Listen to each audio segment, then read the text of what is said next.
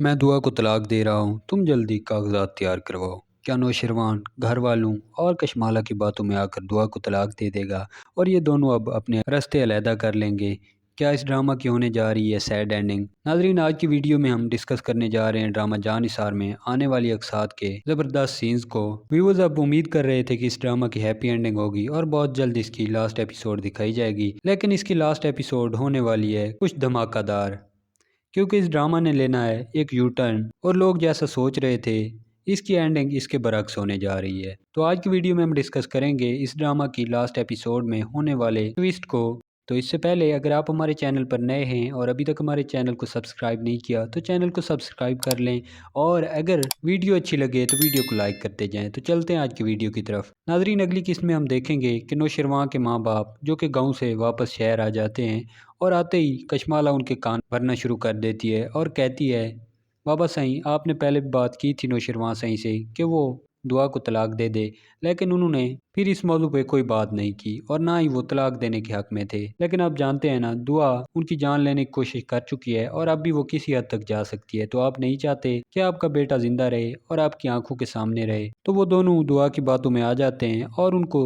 نوشروان کی زندگی کے بارے میں پریشانی ہوتی ہے۔ تو نوشروان کو بلاتے ہیں اور کہتے ہیں بیٹا تم نے کیا سوچا ہے دعا کے بارے میں؟ ہم نے پہلے بھی بات کی تھی تم سے کہ تم اس سے جان چھڑوا لو، یہ لڑکی تمہارے ساتھ رہنے کے قابل نہیں ہے اور نہ ہی ایسی لڑکی ہمارے خاندان کے قابل ہے۔ تو نوشروان جب یہ سنتا ہے تو کہتا ہے بابا صحیح، ابھی اس پر کوئی بھی جرم ثابت نہیں ہوا، اور جیسا آپ اسے کہہ رہے ہیں کہ وہ گناہ گار ہے، اور اسی طرح وہ یہ کہہ کر گئی ہے کہ یہ سب گناہ کشمالہ نے کیے ہیں، تو آپ کس طرح کہہ سکتے ہیں کہ اس سب کے پیچھے دعا کا ہاتھ ہے؟ تو کشمالہ یہ سنتی ہے تو وہ اس وقت تو وہاں سے خاموشی سے چلی جاتی ہے، لیکن جیسے ہی وہاں سے نوشروان جاتا ہے تو وہ پھر اس کے ماں باپ کے کان بھرنا شروع کر دیتی ہے۔ لیکن نوشروان اپنے کمرے میں جا کر خاموش بیٹھ جاتا ہے اور سوچتا ہے کہ اب کیا کرنا چاہیے۔ تھوڑی دیر بعد وہ اپنے وکیل کو کال کرتا ہے اور اسے کہتا ہے کہ تم دعا کے طلاق کے کاغذات تیار کرو، میں دعا کو طلاق دینے جا رہا ہوں۔ جب یہ سب کچھ جعفر کو پتہ چلتا ہے تو جعفر آتا ہے نوشروان کے پاس اور اسے بتاتا ہے کہ سائیں یہ آپ کیا کرنے جا رہے ہیں؟ بھلا آپ کسی کے لگائے ہوئے الزام پہ بی بی صاحبہ کو کس طرح مجرم قرار دے سکتے ہیں، حالانکہ ان پر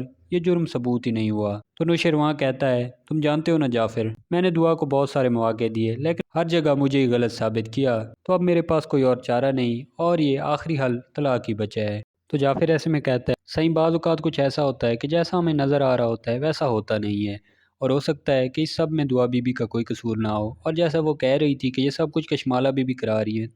تو یہ سب کچھ وہی کروا رہی ہوں۔ لیکن نوشروان خاموش ہو جاتا ہے اور اسے کہتا ہے کہ میں نے تمہیں جتنا کہا ہے تم وہ سب کرو،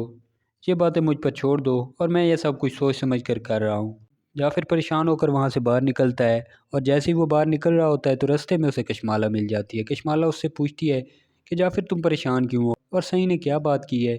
جسے سن کر تم ایسے منہ لٹکائے جا رہے ہو؟ جعفر کہتا ہے کوئی بات نہیں بی بی صحیح، لیکن کشمالہ جسے شک ہو چکا تھا وہ بار بار اس بات پر اصرار کرتی ہے کہ ضرور کوئی بات ہوئی ہے اور تم مجھ سے چھپا رہے ہو۔ تو جعفر مجبور ہو کر اسے بتا دیتا ہے اور کہتا ہے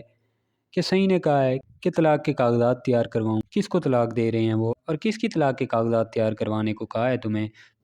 جعفر کہتا ہے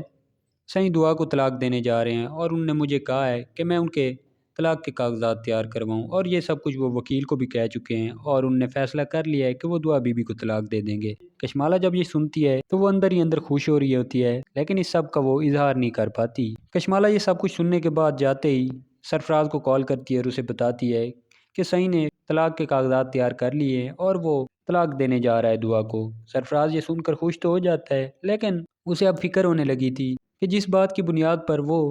اب تک کشمالہ سے پیسے لے رہا تھا اب تو وہ بات ہی ختم ہونے جا رہی ہے، تو اب اسے کشمالہ تو پیسے دینے والی نہیں، اس لیے وہ سوچتا ہے کہ آخری بار کیوں نہ کشمالہ سے پیسے نکال لیے جائیں۔ تو وہ کشمالہ کو کہتا ہے کشمالہ کیا تم نہیں چاہتی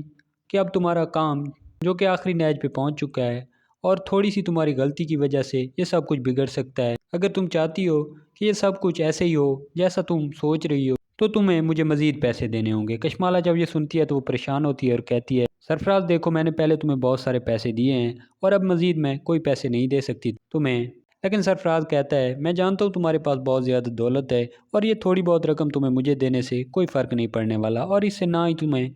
غزنوی کچھ کہنے والا ہے اور نہ اس کی دولت کم ہونے والی ہے، اور تمہیں تو فکر مند ہونے کی ضرورت ہی نہیں کیونکہ اتنی رقم سے کبھی بھی وہ تم پہ شک نہیں کریں گے۔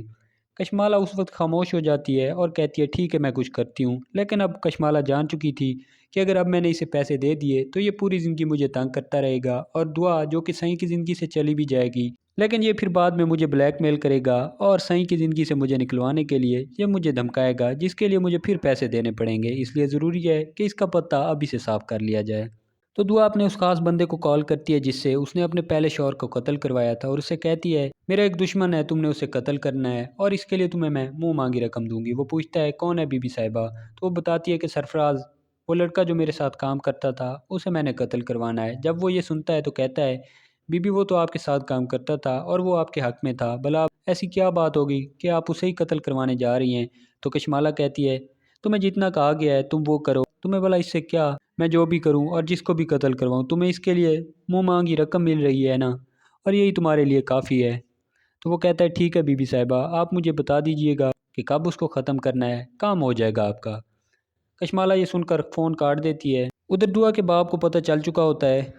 کہ دعا سرفراز سے ملنے گئی تھی۔ وہ جیسے ہی واپس آتا ہے تو دعا پہ چلاتا ہے اور کہتا ہے آخر تم چاہتی کیا ہو؟ کیا تم یہ چاہتی ہو کہ ہم خود کو ختم کر لیں اور خودکشی کر لیں اور تمہارے ماں باپ ایک حرام موت مر جائیں؟ دعا جب یہ سنتی ہے تو کہتی ہے خدا نہ کرے بابا، آپ یہ سب کیسی باتیں کر رہے ہیں، بھلا میں ایسا کیوں چاہوں گی، اور آپ کو کیا ہو گیا ہے؟ تو وہ کہتا ہے یہ سب باتیں تم کہہ رہی ہو، کیا تمہیں کچھ نہیں پتا کہ کیا ہوا ہے؟ دعا کہتی ہے نہیں بابا، آپ مجھے بتائیں گے کیا ہوا ہے؟ تو وہ کہتا ہے کہ تم سرفراز سے ملنے کیوں گئی ہو، اور اب تمہارا اس سے کیا رشتہ ہے، اور مجھے پتہ چلا ہے کہ تم اس سے شادی کرنے جا رہی ہو، اور نوشرما کو بھی تم نے کہہ دیا ہے کہ تم اس سے طلاق لے کر سرفراز سے شادی کرنے جا رہی ہو۔ دعا کہتی ہے نہیں بابا، آپ میرا یقین کریں، میں ایسا کچھ بھی نہیں کروں گی، یہ سب کچھ میں سرفراز کو بے نقاب کرنے کے لیے کر رہی ہوں۔ جب دعا کا باپ یہ سنتا ہے تو کہتا ہے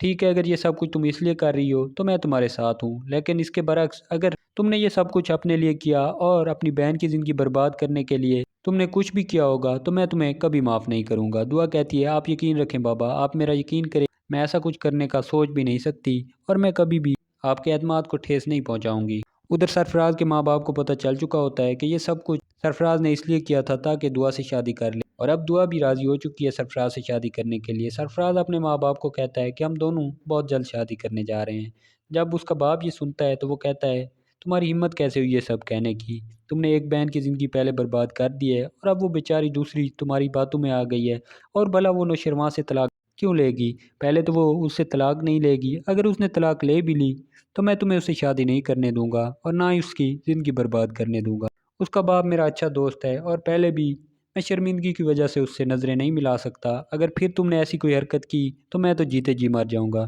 سرفراز یہ سن کر کہتا ہے بابا آپ کو اس سے کیا تکلیف ہے؟ جب دعا راضی ہے اور ہم کوئی گناہ تو نہیں کر رہے، ہم نکاح کر رہے ہیں اور دعا نکاح کرنے کے لیے راضی ہے، اور اب تو اس نے نوشرواں سے بات کر لی ہے اور وہ بہت جلد اسے طلاق بھی دے دے گا۔